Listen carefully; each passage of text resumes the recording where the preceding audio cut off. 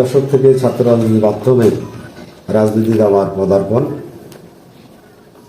সেই সময় আমার মূল লক্ষ্য ছিল রাজনীতিতে আসার, যে এলাকার উন্নয়ন এবং হত দরিদ্র অসহায় মানুষের সেবা কল্যাণ। সেই লক্ষ্যকে সামনে রেখে দীর্ঘ সময় রাজনীতিতে রয়েছে। আমার রাজনীতির পরিচয় রয়েছে। আমি ছাত্র রাজনীতি করছি দীর্ঘ সময় ধরে।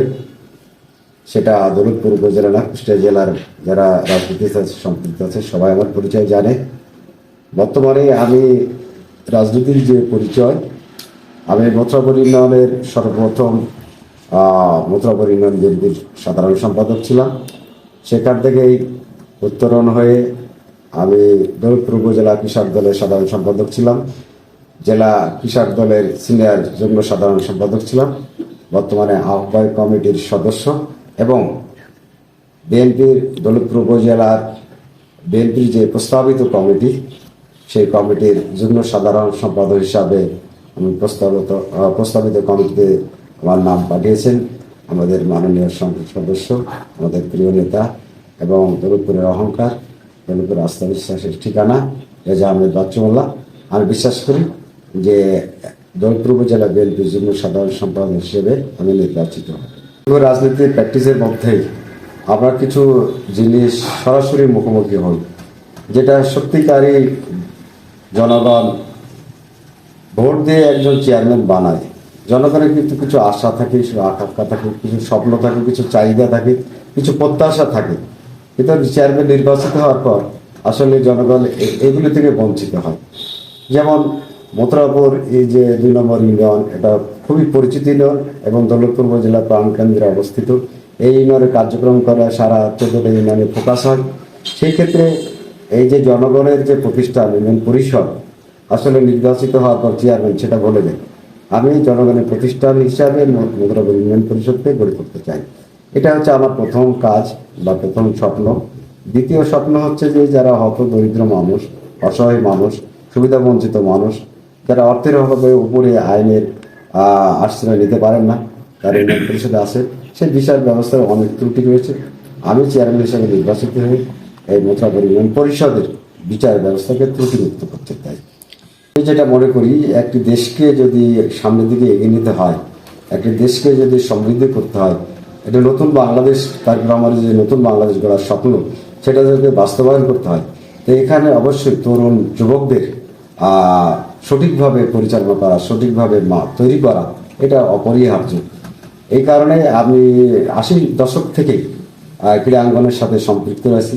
আমি সমাজ, শিক্ষা, ক্রীড়া, সাংস্কৃতিক কর্মকাণ্ডের মাধ্যমে এই এলাকার জনগণের কল্যাণ করতে চাই এবং যুব সমাজকে তার নীতিগতভাবে যারা তৈরি হতে পারে, দেশপ্রেমিক হিসাবে তৈরি হতে পারে, দেশের কাজে লাগে, সেই হিসাবে যুব সমাজকে অবশ্যই শিক্ষা, প্রকৃত শিক্ষা এবং সহশিক্ষার কার্যক্রমে সম্পৃক্ত করে যুব সমাজকে এগিয়ে নিতে হবে।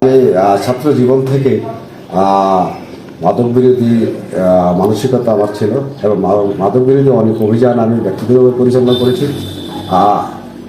আপনাদের মাধ্যমে জানাতে চাই, আসলে আমরা যে সীমান্তে বসবাস করি সেখানে মাদকের একটি অভয় অরণ্য বললেও ভুল হবে না এবং বর্ডারের নিকটতম এলাকা হিসাবে এখানে রাতের অন্ধকারে অনেক মাদক আমাদের পার্শ্ববর্তী রাষ্ট্র ভারত থেকে আসে। সেটা আসলে আমরা প্রতিরোধ করতে পারি না। সেক্ষেত্রে অনেক ত্রুটি রয়েছে, আমাদের প্রশাসনিক ত্রুটি রয়েছে, জনপ্রতিনিধির ত্রুটি রয়েছে, রাষ্ট্র ব্যবস্থাপনার ত্রুটি রয়েছে।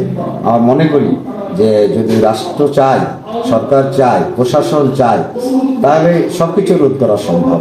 সেখানে অবশ্যই সরকারকে, প্রশাসনকে আন্তরিক হতে হবে এবং সরকার এবং প্রশাসনকে জনগণের সার্বিক সহযোগিতা করতে হবে, তাহলেই হয়তো মাদক আমরা নিয়ন্ত্রণ করতে পারব। মাসখানেক আগে মথুরাপুর ইউনিয়নের সমস্ত কৃষক নিয়ে একটি কৃষক সমাবেশ করেছিলাম।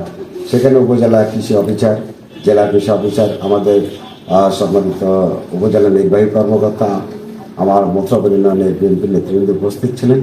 সেখানে কিছু পরিকল্পনা আমরা তুলে ধরেছিলাম। আসলে কৃষকই একটি দেশের প্রাণ, কৃষক বাঁচলে দেশ বাঁচবে, সেই ছোটবেলা থেকে আমরা শুনে আসছি। কিন্তু কৃষককে নিয়ে আসলে সঠিক পরিকল্পনা দৃশ্যমান কখনো হয় না। তারেক রহমান কৃষকদের নিয়ে অনেক পরিকল্পনা করেছেন, ইতিমধ্যে তিনি কৃষি কার্ড বিতরণ করেছেন। আমি মনে করি যে কৃষকের যে পণ্য, সে পণ্য যদি ন্যায্য মূল্য পায়, কৃষক যে পণ্যগুলি সংরক্ষণ করবে, সেই সংরক্ষণের যদি ব্যবস্থা থাকে, যেমন সবজি, বাংলাদেশ কিন্তু বিশ্বের 4র্থতম সবজি উৎপাদনকারী একটি দেশ, কিন্তু সেই সবজিতে প্রচুর অর্থকরী ফসল, এখান থেকে অনেক বৈদেশিক মুদ্রা অর্জন করা যায়, কিন্তু এটা সংরক্ষণের কোনো পরিকল্পনা কখনো দৃশ্যমান হয়নি। আমরা এটা প্রস্তাব দিয়েছিলাম। সাথে সাথে এগুলি যদি রপ্তানির ব্যবস্থা থাকে, তাহলে কৃষক আরো উৎসাহিত হবে। এখন আরেকটি আপনাকে বলে, সাথে সাথে আসলে কৃষক যে উৎপাদন করবে, সেই উৎপাদনের মূল চাবিকাঠি হচ্ছে কৃষকের যে উপকরণ, সার, বীজ, কীটনাশক, ঔষধ, সুযোগ সুবিধা, এটা সরকারকে দিতে হবে। এবং এই যে এই কৃষকের সার নিয়ে, বীজ নিয়ে বা বিভিন্ন জিনিস নিয়ে অনেক সময় দেখেছি আমরা সিন্ডিকেট হয়, এই সিন্ডিকেটটা রক্ষা, প্রকৃত কৃষক যারা উৎপাদনের সাথে রয়েছে, যারা চাষের সাথে রয়েছে, যারা চাষ করে, তাদের হাতে আসলে এগুলো তুলে দিতে হবে। তাহলে মনে হয় যে আরো আমরা সমৃদ্ধ ভোটারকে, জনগণকে আমি আহ্বান জানাই, আগামী যে নির্বাচন, ইউনিয়ন পরিষদে অত্যন্ত গুরুত্বপূর্ণ নির্বাচন, এই নির্বাচনে একটি অঞ্চলের ভবিষ্যৎ নির্ভর করে। একটি ভোট একটা অঞ্চলের ভবিষ্যৎ তৈরি করে, সেখানে ভোটটা অত্যন্ত গুরুত্বপূর্ণ।